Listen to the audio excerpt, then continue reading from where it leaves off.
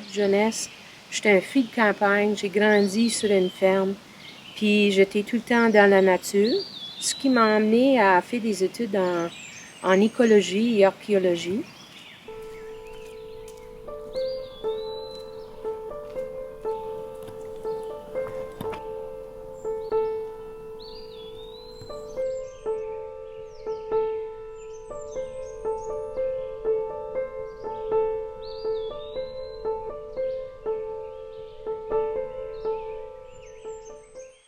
Dernièrement, quand je suis allée travailler dans le bois, ce que j'ai découvert, c'est que je faisais du tressage, je faisais aussi un petit peu des différents styles de travail de les femmes. Puis ce que j'ai aimé avec ça, c'est la question de la répétition.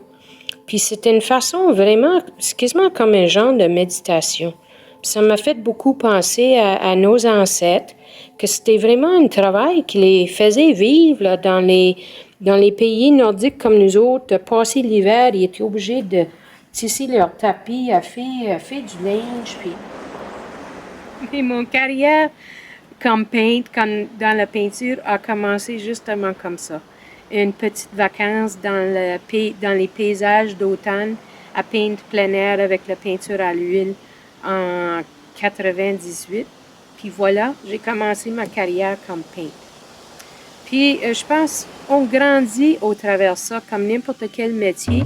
Puis aussi avec les âges qu'on accumule, puis nos expériences de vie. Puis à fur et à mesure, mes intérêts, mes explorations, mon questionnement a changé, ce qui m'a amené à un petit peu plus dans un style de travail, exploration, abstraction.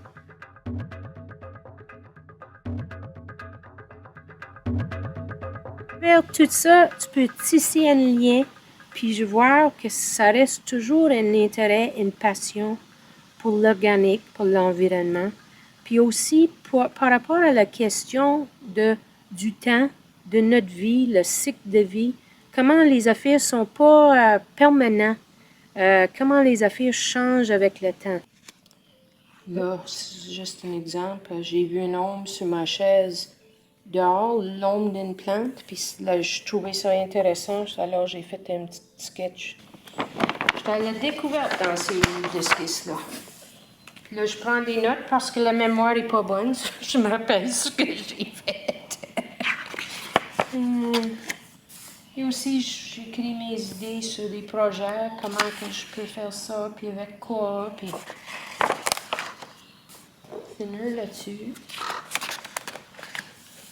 Ça, c'est une série de sculptures que j'ai faites, puis les idées sont toutes sorties ici dans le livre.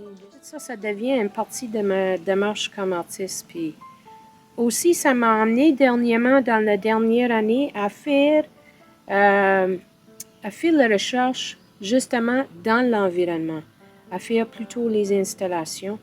Puis